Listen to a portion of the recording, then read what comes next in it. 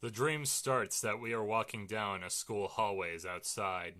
I can see white and a podium and some pillars. You could not miss this. The doors were solid gold and open so you could just walk right in, and everyone was dressed up nice like we were going to church. We sat up at the very front, and there was an open area with pillars. I was with two people I knew but have not met yet. Me and my friend were in normal clothes because we were headed off to school after the meeting. We were made to sit in rows, on pews, like in a church, and a man at the pulpit was saying things that were not in the Bible.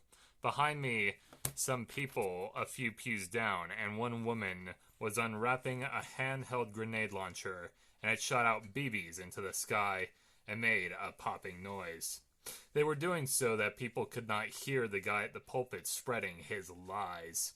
I heard the unwrapping, and one of the guys I was with was wearing full black.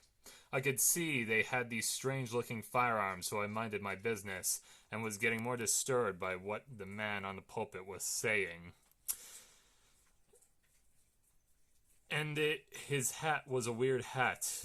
It had feathers, like an American Indian thing, and there was a door next to where I was looking, because I wanted to leave. The man said something else, and I thought, this is wrong, because I knew it was not true. I couldn't understand clearly what he was saying, but I knew it wasn't truly God's word. I knew that they were misled. So I got up to leave, and someone else walked up to me and said, do you agree with that they are saying? And I said no. And they said, good, take these. And he handed me 2 BB gun pistols and said, shoot at the gold crown molding near the top of the ceiling. So I shot at the gold lining, and I just went for it.